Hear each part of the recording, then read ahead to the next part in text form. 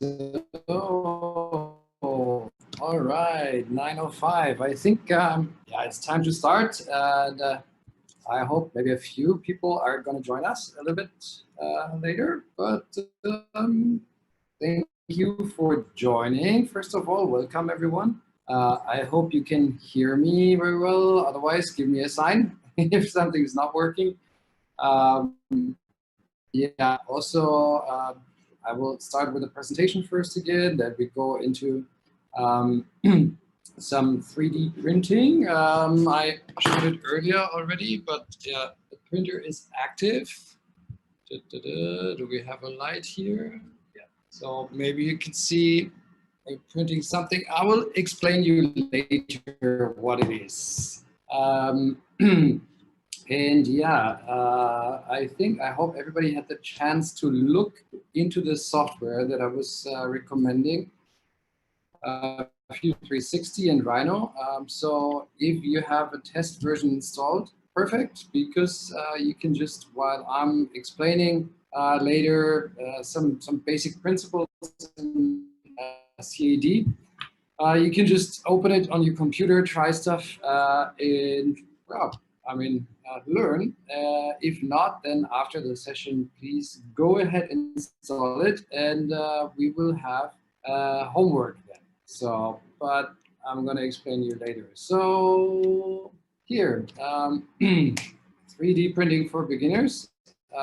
So today, I'm talking again about CAD. Basics, of course, we're talking about measuring in detail and how important it is to be precise. And I'm going to do some modeling live here on the screen so that you can see or understand how you start from a sketch from a 2D idea to understand geometries of objects and go into 3D.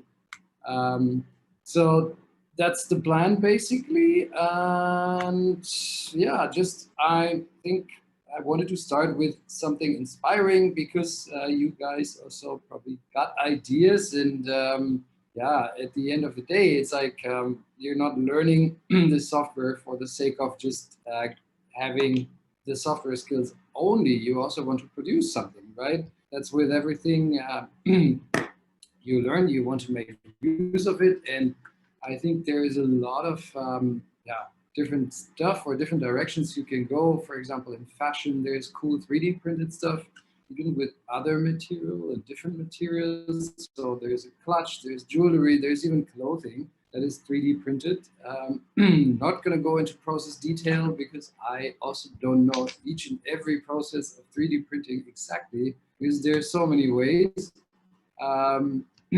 Because as you can see, also the materials are different, and you can also look into the medical field. So it goes from prostheses. I think I had an example of a hand the other day. This one is a leg, of course, a limb. So, but you can also even print implants, or you can replicate scans. You can, I mean, there's 3D printed like dental stuff, like tooth or parts of a tooth. And I mean, that looks a bit spooky. It is an organ right now, 3D printed, but you cannot 3D print organs right now. I think what you can do is you can print human tissue or human tissue-like materials. They're right now rather for laboratory testing and training and other stuff than really implanting it into people's bodies. So, but that's the vision also for 3D printing to go in this direction. You can create fantastic architectural models with 3D printing. I think it's quite impressive, and also it's something. Yeah, when you make a model, it's probably 1 to 100 scale or 1 to 200 scale. It is much easier to really understand the volumes, the shape, the architecture itself. This one is for a stadium. Very cool design, and still people love models, architectural models, because building is a huge investment for anyone. even if it's for a private person, just a villa house, family house, or if it's a public infrastructure like a stadium. So, and that's something, yeah, where people like to have models, and I think that's also something. If you specialize in 3D design, this is like one way to generate income with architects, and if you have a 3D printer, print models for them. Yeah, but it's not only 3D printing. There's also laser cut parts and others. Or you can even 3D print a car. Of course, not every component, but some, I would say, a lot of the components already. So this car, for example, the whole bodywork, and I think also some part of the structure is made from 3D print. But of course, the windshield, you never get this clarity with 3D due to the process. But yeah, why not? I mean, it's a study. It's something where you say, okay, you can replace parts, you can customize parts. Everybody can individual design for their car. Then it's kind of a cool idea. We're just playing around, but I think that's what 3D printing is also about, and the whole 3D modeling, CAD technology, just to try out things very quick and very fast. And just I get feedback here. Internet drops in between. Is it better now? Otherwise, let me just switch off some Wi-Fi in my house. Is it working now? Can you just give me feedback? So, can you hear me? Yeah, it's better. Okay, so let's go back. I was just showing some examples about architecture or different fields of application for 3D printing. Also, how you can make it a business. I think that's at the end of the day, you make your own projects. You want to sell things, and those would be different different options. I mean, whatever you want to like, but anyways, I wanted to talk about the process, guys. So yeah, I got the feedback that the sound is better. So of course, it's like back and forth in the whole process of developing something. So if there's a problem, it's something problem, shouldn't stay a problem, because then it means like you're not doing anything with it. You need to transform it into a challenge. So you need a problem analysis. I think that's with whatever you do, also in IT. So if you need to understand, for example, your client actually wants, or if you discovered an issue where you say like, well, I have a better solution for that. So then already you go into defining a challenge. How do you make things better? How do you change it? And during that course, you do some research, of course. What did other people do? Assess for strengths, weaknesses. You can make a SWOT analysis. There are different tools and research. You gather knowledge, you gather data. And then you go into development, meaning like really laying out the foundation of your concept. And that's where you start with CAD. Actually, I only see 3D printing, also 3D modeling, CAD software is part of a process chain. So it's also to understand what comes before, what comes at the end. So you don't want to just jump into 3D modeling right away, because that's also a wonderful way to get lost. It happens to me sometimes that I'm just starting modeling and thinking, oh, I'm sketching something down very quickly, and then suddenly the question starts, and I go back to research or even to challenge and try to understand, did I really understand it right, or where am I going here? So, and then I start again. But yeah, that's, I would say, quite normal for any kind of project you're running. And then you go into prototyping. That's the cool thing. Prototyping nowadays with 3D printing or all the other CNC technologies is like something you can do very quick. And once you have a prototype, you can make an assessment, is this really the solution for the problem that I identified in the beginning? And yeah, this is why I would say important to understand where you are. So yeah, wait, let me just fix my internet.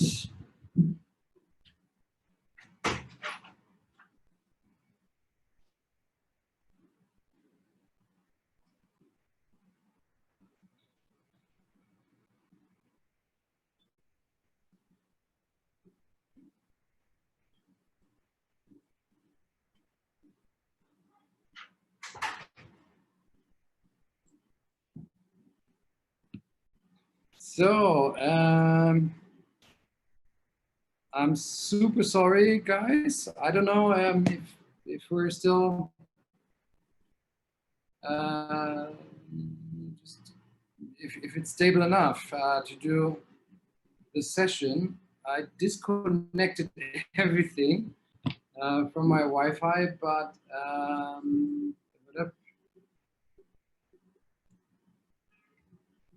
wait, guys.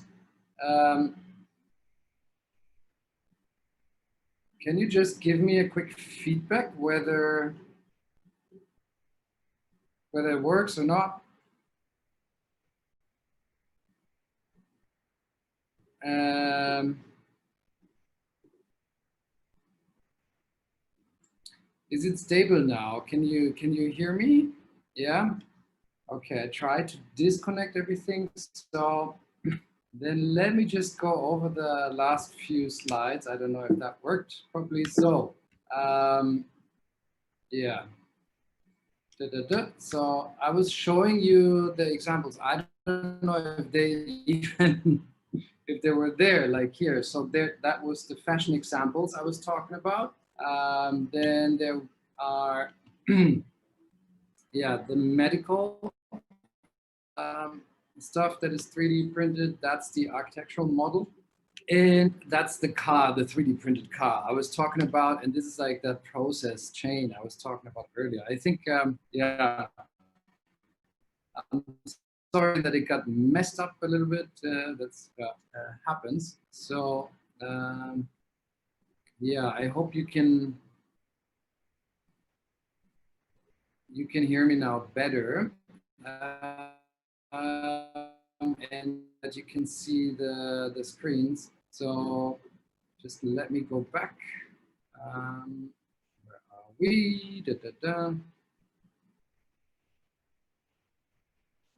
So unfortunately, stop sharing. Here we go.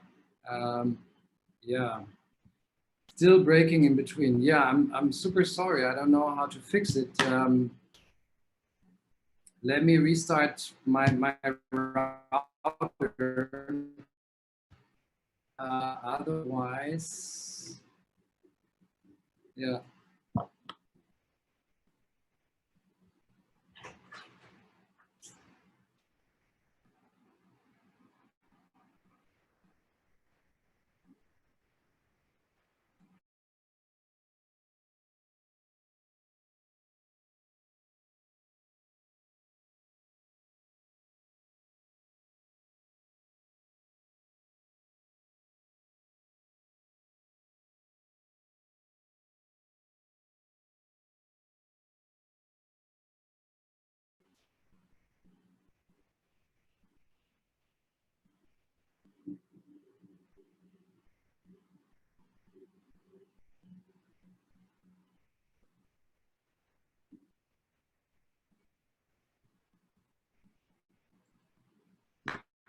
Okay.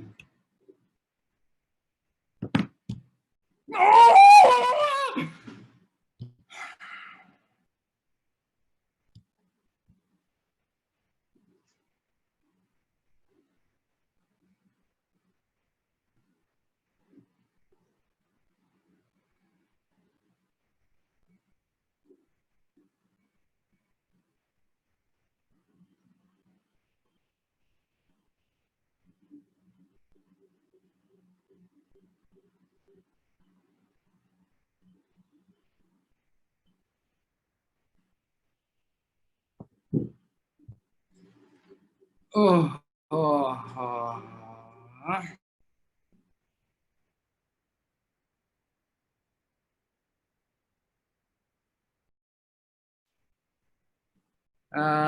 I don't know, like maybe, yeah, just give me a feedback. I just restarted.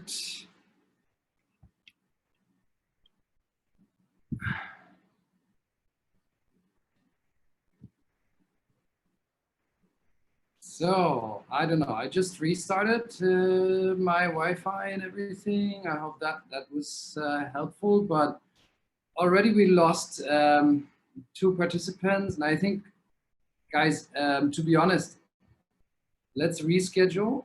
Um, and I'm sorry about the technical issues, but I think, yeah, it's better now. But I don't know. Should we just? Oh, guys, what do we do?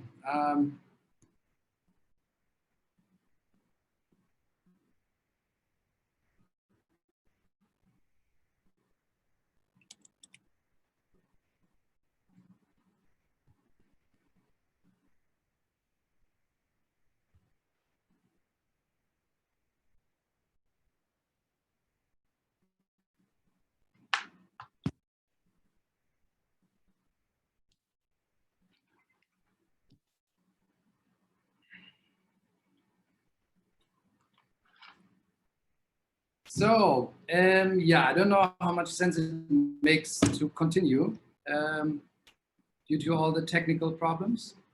Um, can you just give me a feedback, the people in the stream? Do you want to continue, or should we continue on Tuesday, give it a fresh start?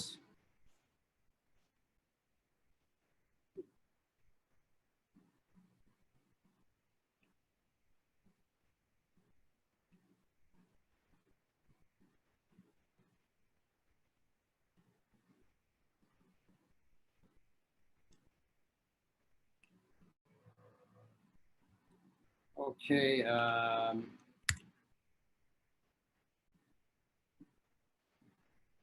So I'm even messed up here in my Zoom now. Uh, yeah.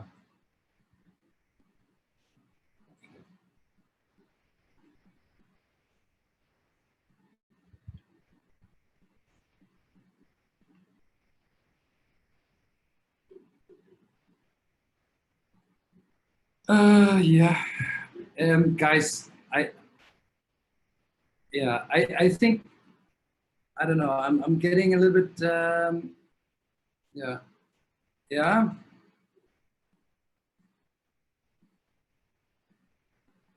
Shall we continue?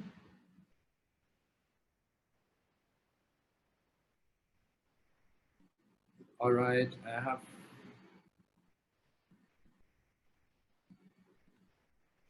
a few feedbacks. So,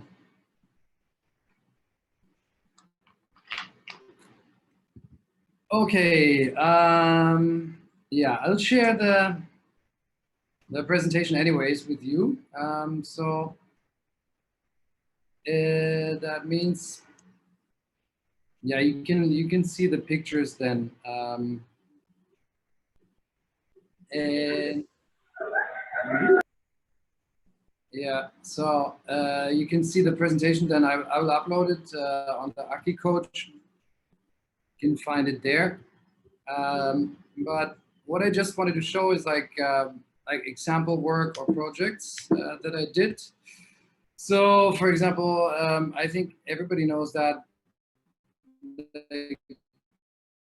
the issue with, yeah, I have it. I guess a lot of other people have it, and I was thinking about, okay, are there any solutions out there that are making sense in a way, and yeah, that I could just order, like to get my cable stuff sorted. And you can see three examples, and I'm like, okay, the two on the right side, they look cool, but they're not useful because I also want the long cord. you can see the thick cable because often power plugs are far away. So then there is on the left side one solution where I said, okay, it's actually not bad.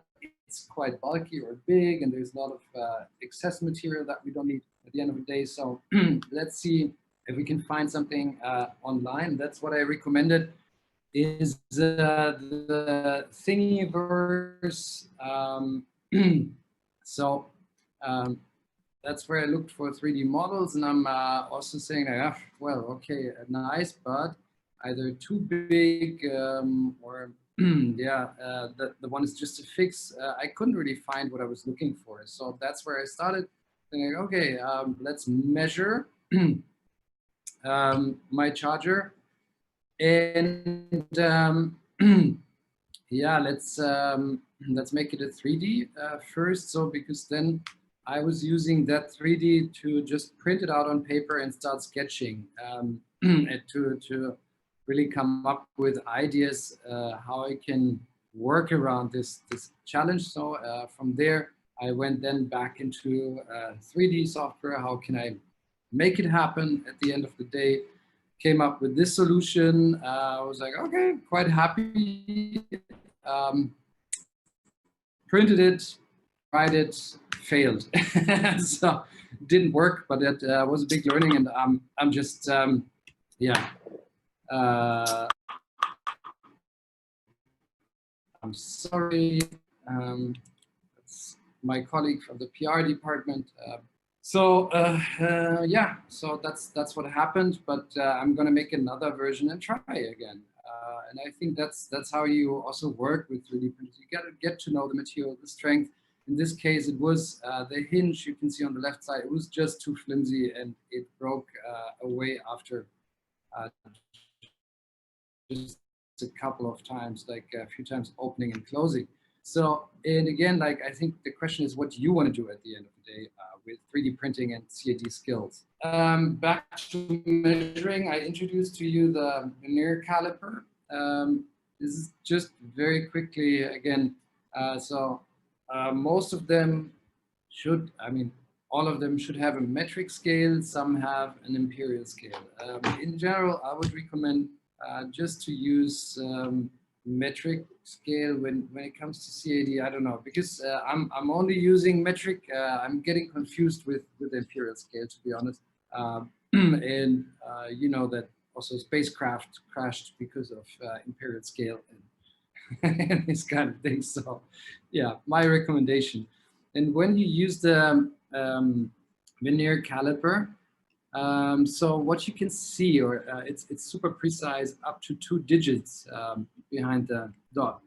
Meaning, like if you put something between the external jaws, or you put the internal jaws on top inside something, so you stretch it, and then you see that you have the centimeters here.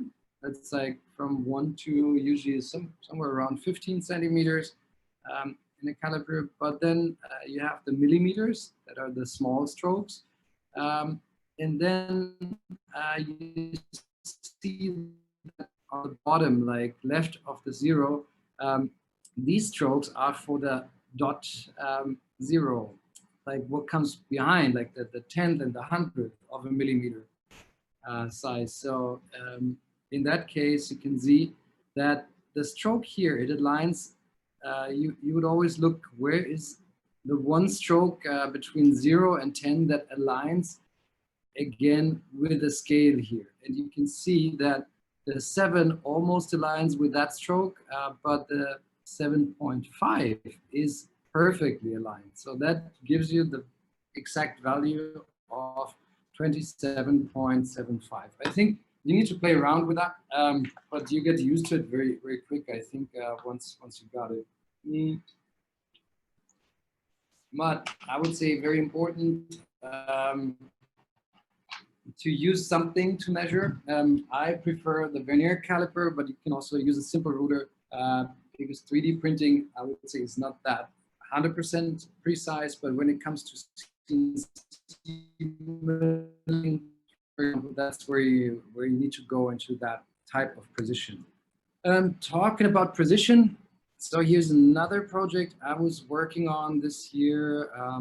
Like for Photonic Insights, they developed a spectrometer to test the quality of tea, and that's the prototype they came up with. And what they said is like, okay, the spectrometer, the hardware works in a way that you can see in that case on the bottom, the smaller case, there is basically the sensor with the light, and that needs to be placed on top of tea powder or spice powder or oil, spice oil, to check, analyze the quality through through a spectrometer. So,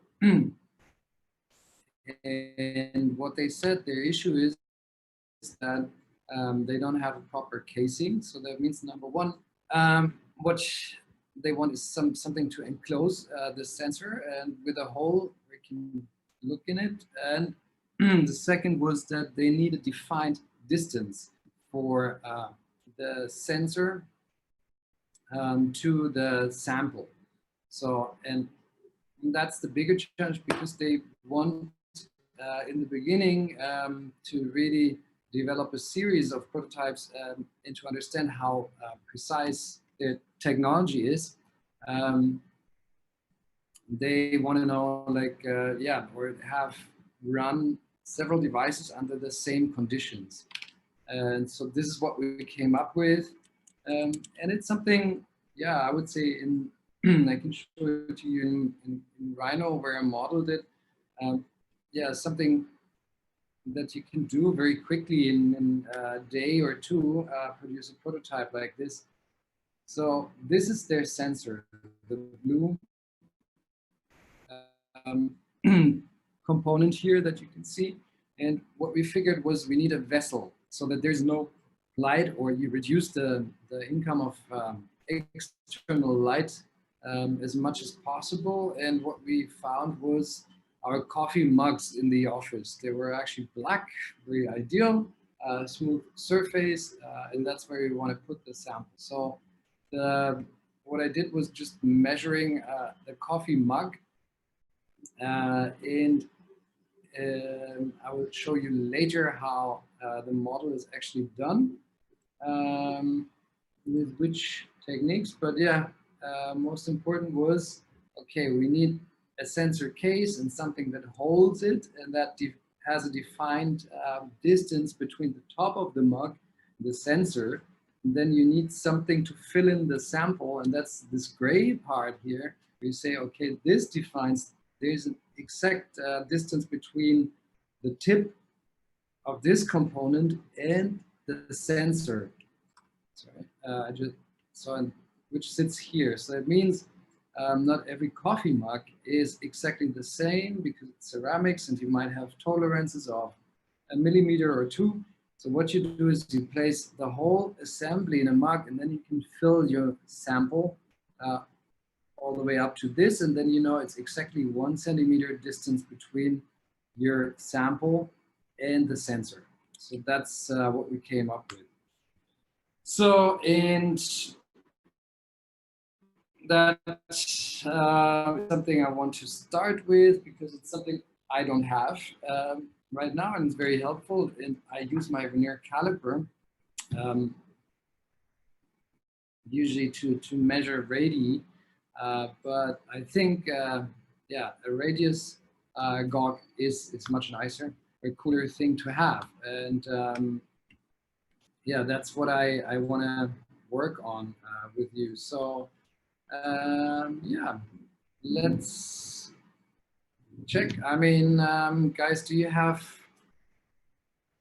yeah, if you have any questions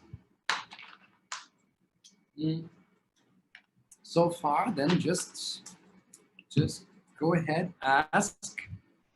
If not, I would just go into the 3D modeling for today. What do you say?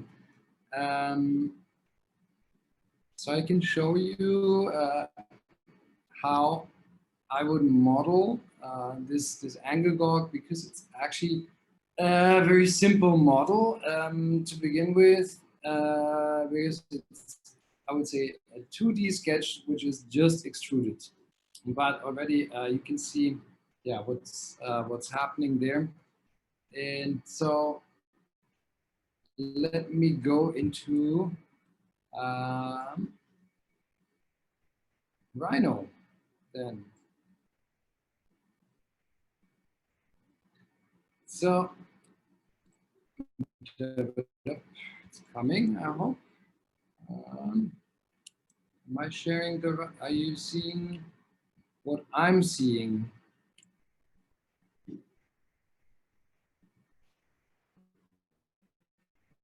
I actually selected this one, but well, sorry for jumping back and forth, but so maybe now it works.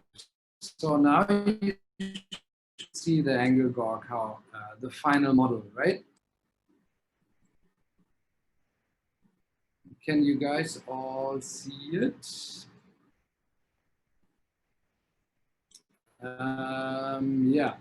So before we start, let me just create a new model, and I think that's really the basics. What we need to talk about before you start a new project. So you have the different views here in Rhino. Just double click on the view and you get it on full screen. That's super important. So um, next thing is, yeah, just make sure you have in your preferences, you can edit your views. You can go into modeling aids. I think by default, it's on, I can find, yeah, different in Windows and in, sorry, it's a bit slow, different in Windows and, yeah, Windows and Mac, where you can find the metric, but that's when you also start a new, no, sorry, yeah. When you start a new project, you can choose. I think, like I said, just go for metric. It's much easier. Then, yeah, what you see here in the background, that's the grid. I was quickly also introducing it last time. That's the object snap. So I will show you what that does. So just, yeah, when you get started, that you see everything is there in place, everything like you want it, so that it feels comfortable and start working. So what you see is like the grid and the object snap. I was choosing, so yeah, you have so different choices here, and it by default snaps to the grid. You can also disable it. That's on the top here of the window. I don't know how it looks in Windows, but yeah. Then you can also choose orthogonal, planar, smart track. Yeah, and I think smart track is a very useful tool. But anyways, now I've selected already a point. Escape gets you out of that, but I want to draw a rectangle first. So that's, I can choose any point on the canvas, or I can also enter. So it tells you here on the top left, you can enter 0.0.0. That's when you start at 0. And you can see on the bottom here, that's your command line, and it says rectangle. And you can say 100, that value is in millimeter, by 50. You already see that your grid here is 200 by 200 millimeter. Actually, good to know, because that's also the size of the printing plate in the 3D printer. But yeah, so far, I think everyone can follow, right?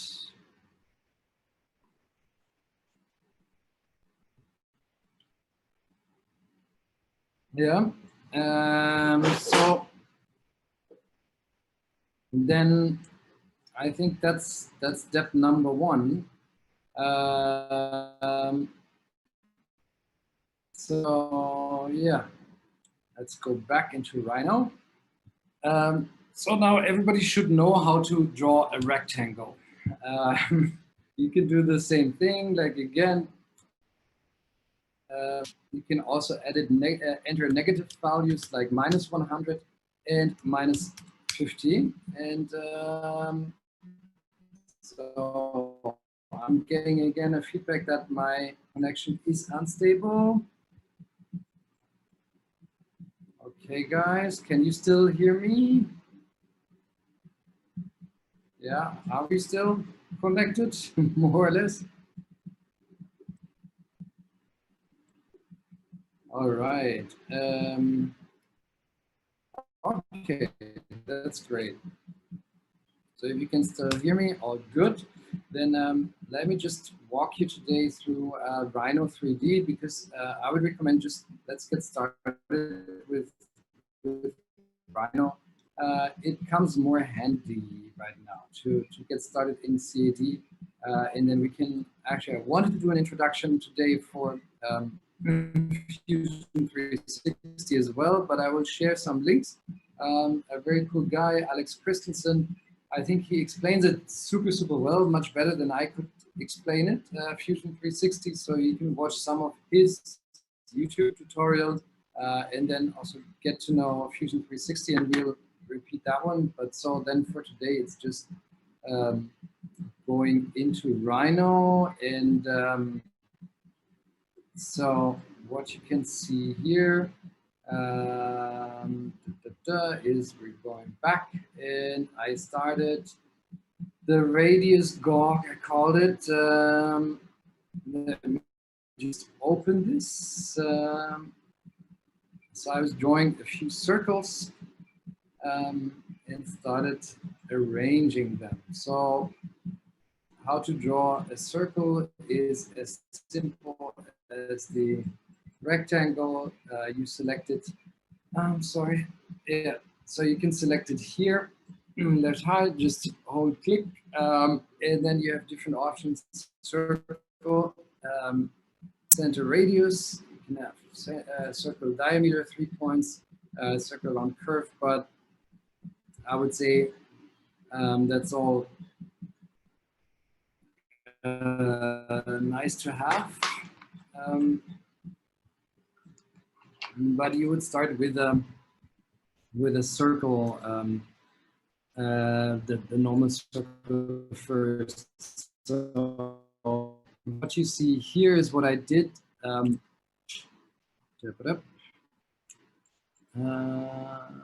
do I have my, here, when we go back into, let me bring it into Rhino.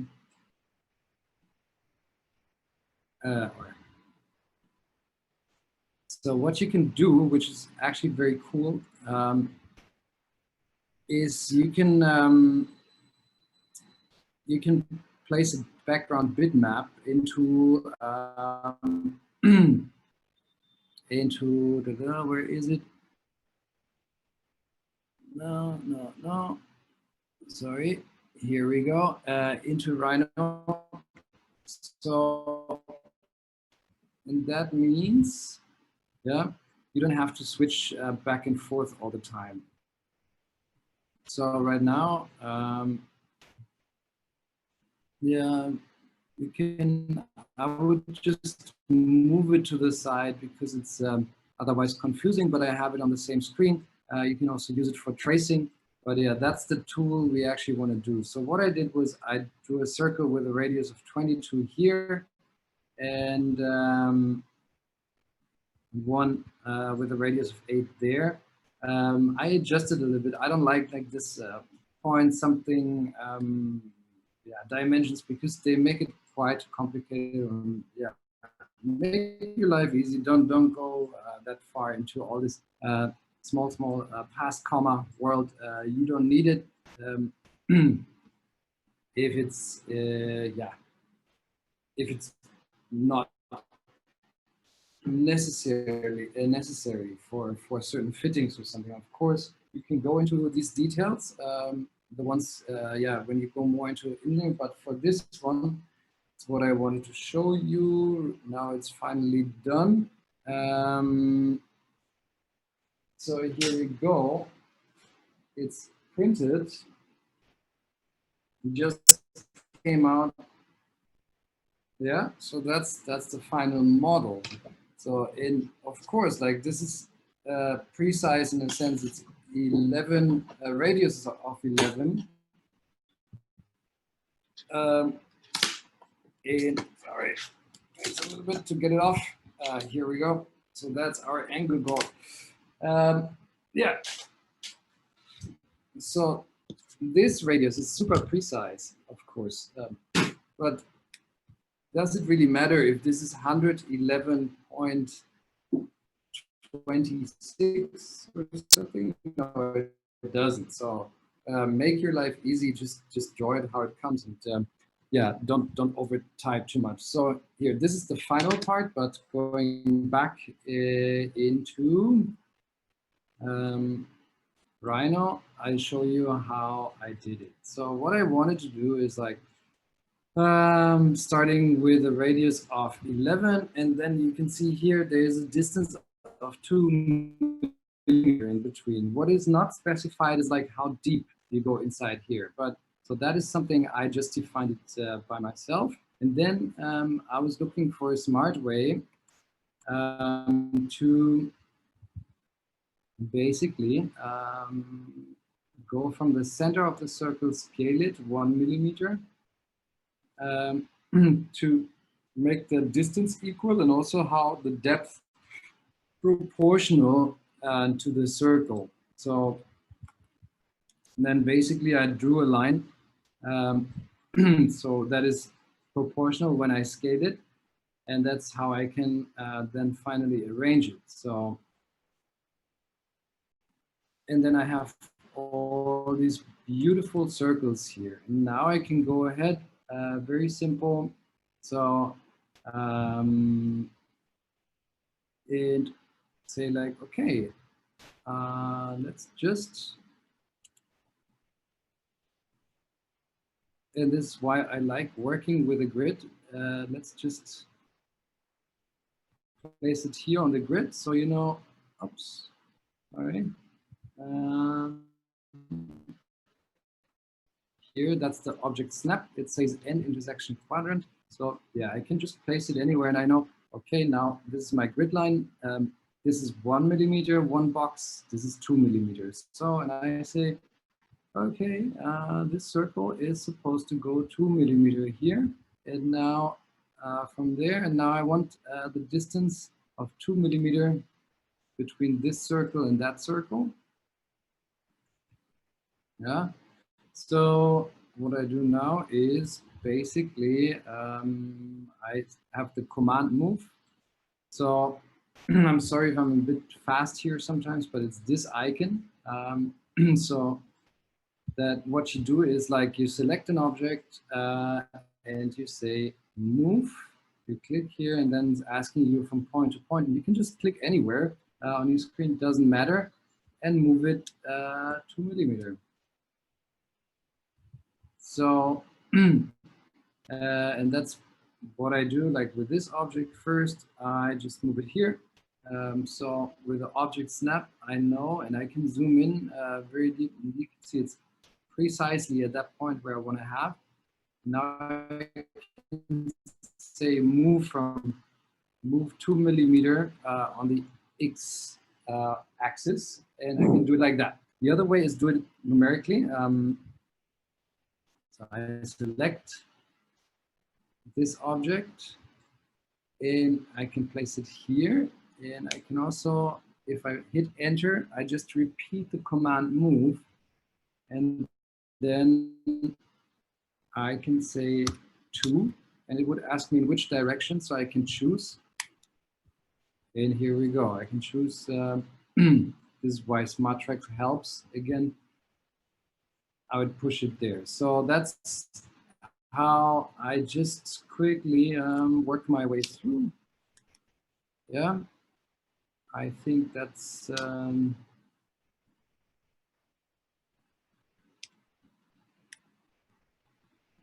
very, yeah, for this file, it's fine to do it, but there are also other ways to automate this much more. But you can see how you can just draw up things very simply, very quickly. And most important, very precisely, because that's the next tool, dimension. So you have click, select 2 points, and you can identify, oh yeah, it's 2 millimeter exactly. So that's super, super nice. And if you want to check everywhere, you can go ahead, do it. But I think also for this tool, not super important. So the next thing is when you're working with lines, now you see like, okay, those are all full lines. What's happening next?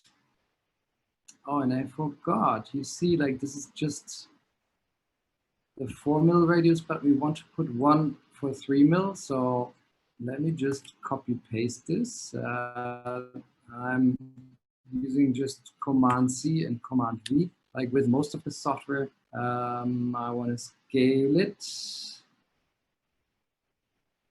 So, and then now we're doing the 2 millimeter gap again. Yeah, so select here at the intersection, press 2, select the direction, and there we go. So then the next thing is, let's also give it a distance from the last circle and the final circle of 2 millimeter. So I select the quadrant, I place it here, and then again, I just push it 2 millimeter. Now you can see this line, yeah, exceeds the circle. What you would do is you can just trim it. Trimming or splitting, they're the two ways. So trim and split. Trim means you cut something off, split means you divide something. If you select trim, then you select a cutting object first. So that means like this is not the object that is cut, it is the object that cuts the other one. You select something and you hit enter, and then you select the object you want to trim. I zoom in here, so then the line disappears. You hit enter, confirm. So you can always see in your command line if it was successful or not. Then we want to connect these two circles. There are powerful tools here, and this is very helpful. You select a line tangent to two curves.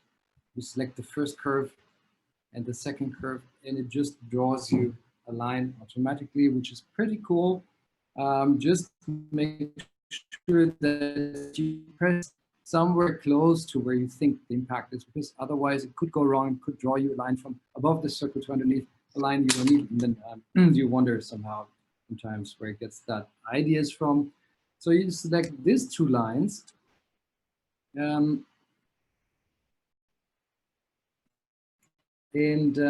What you've seen is like there are two objects on top of each other, so it asks you which one you want. So you select these two lines and you want to cut these parts out, right? So that's how you can do it as well. So you can select your trim objects first. And there you go. Now you have these two lines, this and this makes a very nice shape. What you want to do next is to join the lines, because that is important, that it's a closed line to create a solid body, and there's the command join. So now what you've seen here, maybe what I did is if I just copy paste one object, and you might know it from Photoshop or others. So this circle with a line in it, it is a group. you just, there is a command with edit. I think you can find it here, group. So it's Command G or Command Shift Command G. So I use that sometimes, especially for this type of things. Very helpful, as I would think. Yeah. So, and I can ungroup it, and then you can see it's 2 elements, and yeah, we don't need it anymore, so we delete it. So what I do next is I want to select these circles, and I want to cut the bottom part out. So number one is I need to get rid of the lines in the middle. How do we do that? We can hide, first of all, this object by using the light bulb. So you can toggle, it would ask you which object, you can toggle it on and off, which is sometimes helpful with more complex modeling, so keep in mind, very helpful. And then I select all these objects, and I press just Shift Command G, so I ungroup everything. Now you can see, the lines are separated from the circles. And now, if I only want to select the lines, I just drag my selection box from left to right. What that does is that it only selects the objects that are fully enclosed in my selection box. So that's how I reach them, and then I can delete it. If I drag from the right to the left, it just selects everything that is touched by the selection box. So that's the quick difference. It's sometimes very, very helpful. We'll get to other points where you see how this can make your life much easier. That's a line we don't need, so we can also delete it. So what we want to do next is we don't need the top part of the circle, so we can cut it all off. I selected this one, so saying this is my cutting object, and I hit trim. And I didn't select that one, but yeah, here we go. So everything of that is cut away. And now what I do is I want this to be split, and here it's the other way around. You first select the object that is to be split, so the object you do harm to, basically, with the others. And then you select the cutting objects, and here I do it like that. And you can see on the bottom part in the command line, it just confirms curve split into 18 pieces. So now I have to select it individually, but I think it's not too hard of a job. And you can see now, again, everything is into pieces, but let's just join everything. All right, so that is how you create, I would say, a very precise, perfectly sketch. And now you can see in 3D, that's where it is. And just, I would say, the first part, and that's what you need to know, of 3D modeling is like, okay, yeah, I was just showing you how much you have to do in 2D to then finally just hit one command, and that's extrude a closed planar curve. We're using this command and not the extrude, the simple extrude. The difference is by extrude straight, you can see my wireframe here. You can set it to shaded by right click on perspective. So this is now just a surface. But what I want to create for 3D printing, of course, is a solid that works if you extrude a closed planar curve. And that's where we go here. Yeah, so this thing is closed. And so that's it for now. I'm sorry for all the delays today. Let me just go back. So here we are. What I did then was I added these numbers on top. The thickness is 3 millimeter, but it's, yeah, quite nice. Not trying it for the first time, but you can see what you would do. You try and find the radius of different things. So if you want to print a case for your phone, if it's for a project with Arduino that you got, for example, yeah, you want to know which radius is it. So, and then this would really help you to find the radius of things. So I know this one's somewhere between, so it's not 10, of course. I would say it's 9 millimeter. You can use that for your CAD drawings. Of course, it's never 100% exact, but you can get very close. All right. So that was, I would say, the first intro into Rhino. I hope you were able to follow what we've done there. But just to sum up, I mean, basically, it's you create a 2D, you try to measure it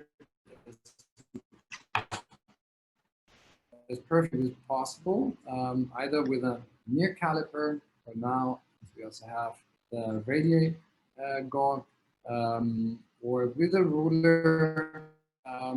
You make a sketch, and I think that was something very helpful. That yeah, or what you've seen was the technical drawing that I placed inside the Rhino yeah, in the background. So and from there, you start developing your 2D, and then you can extrude it into 3D. So that's how it works with most anything.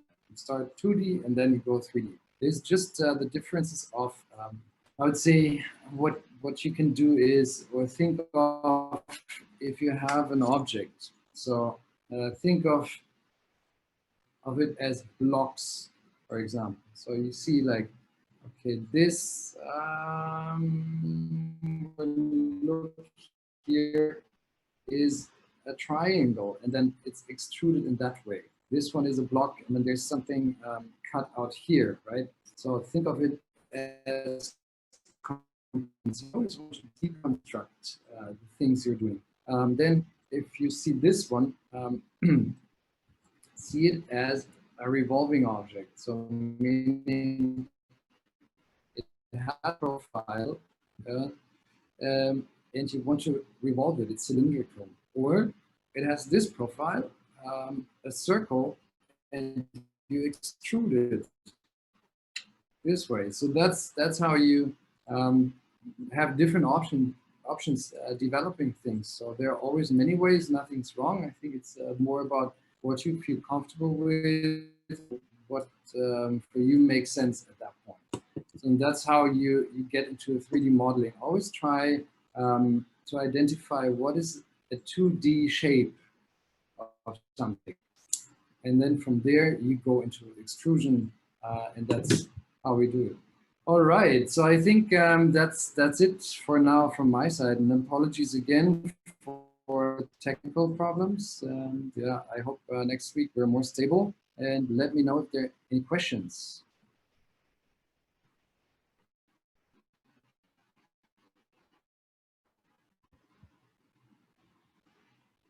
No, otherwise, then I would say thank you for joining. And so just as a homework, since you've seen Rhino today, let me give you a homework, develop a key tag. So something for you, for a friend, for family, somebody, meaning create a 2D shape with a radius, a hole, yeah, and try and extrude it. And then next week, I'm going to show you how to put the numbers on it with the name. You might find it out by yourself already. Feel free to yeah, to play around with Rhino, to try and explore. And yeah, I'm going to share, of course, all the slides. I'm also going to share some links to tutorials that are very helpful when you're looking into the software. And then I'll see you next week on Tuesday. So, all right. Thanks very much. And yeah, have a great day. Bye bye.